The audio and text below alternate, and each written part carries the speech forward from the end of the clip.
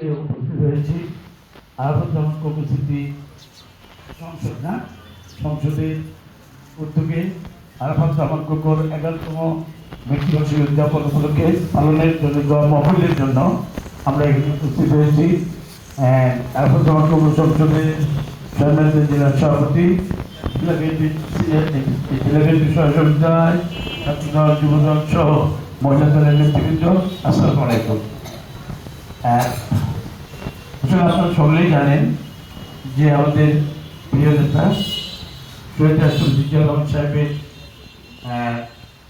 অভিজাত দুইজন সন্তান, একজন আজকের আমাদের প্রিয় নেতা বাংলাদেশ জাতীয়তাবাদী দলের চেয়ারম্যান জনাব তারেক রহমান সাহেব, আরেকজন ছিলেন আরাফাত জামান কোকো। আরাফাত জামান কোকোকে কিন্তু তারেক রহমান সাহেবকেও যেমন 1/11 মেরে ফেলার ষড়যন্ত্র করেছিল, ঠিক তেমনিভাবে আরাফাত জামান কোকো কিন্তু এই মেরে ফেলার ষড়যন্ত্রের বাইরে না। আজকে আরাফাত জামান কোকো আমরা দেখেছি যে যখন ইন্তেকাল করে এমন একটা দুঃখজনক পরিবেশ ছিল যে একদিকে তারেক রহমান চলে গেছিলেন, হ্যাঁ, দেশের বাইরে, একদিকে ম্যাডাম কান্দে, একদিকে মানে কেমন একটা পরিবেশ, এই দরজা দিয়ে একজন ঢুকছে, ওই দরজা দিয়ে আরেকজনকে ঢুকে আর মৃত্যুদেহটা দেখায়। সেই দিনগুলো কিন্তু আমরা ভুলি নাই।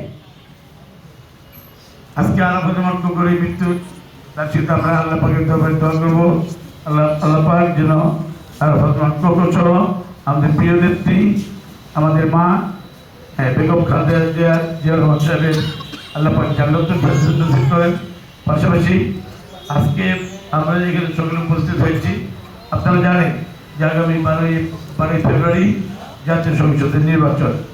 এই নির্বাচন আজকে আরাফাত জামান কোকোর মৃত্যুবার্ষিকী তখনই পালন করা সফল হবে যখন আপনারা আগামী দিনে বাংলাদেশ জাতীয়তাবাদী দলকে ধানের শীর্ষকে ভোট দিয়ে বাংলাদেশের ক্ষমতায় আনবেন। কারণ দীর্ঘ 17 বছর আমরা ভোটের বাইরে ছিলাম। বিএনপি, তারেক রহমান সবাই কিন্তু আমাদের প্রিয় নেত্রী জেল কেটেছেন, জেলে তাকে পয়জনিং করা হয়েছে মানুষ বলে, এবং তারেক রহমান সাহেব দীর্ঘ 17 বছর দেশের বাইরে ছিল, নির্বাচনে ছিলেন।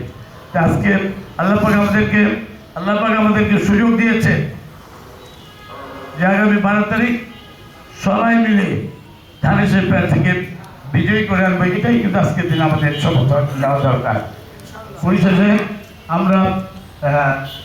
আমি আরাফাত জামান কোকো স্মৃতি সংসদের সম্মানিত নেতৃবৃন্দকে বলবো যে আপনারা বসে থাকবেন না, আপনারা আপনাদের যে টিম আছে তাদেরকে নিয়ে পরিকল্পনা মাফিক আপনার ধানের পক্ষে শহর গ্রাম যেখানেই পারেন সেখানে আপনারা আপনাদের কাজ চালিয়ে যান। ধানের পক্ষে আপনার প্রচারণার কাজে দ্রুত অংশগ্রহণ করেন এই আশাবাদ ব্যক্ত করে, এবং আগামী 12 তারিখ ইনশাআল্লাহ ধানের বিজয় যেন আমরা সকলে মিলে আনতে পারি, এই আল্লাহ পাকের দরবারে দোয়া করে আমি আমার বক্তব্য শেষ করি।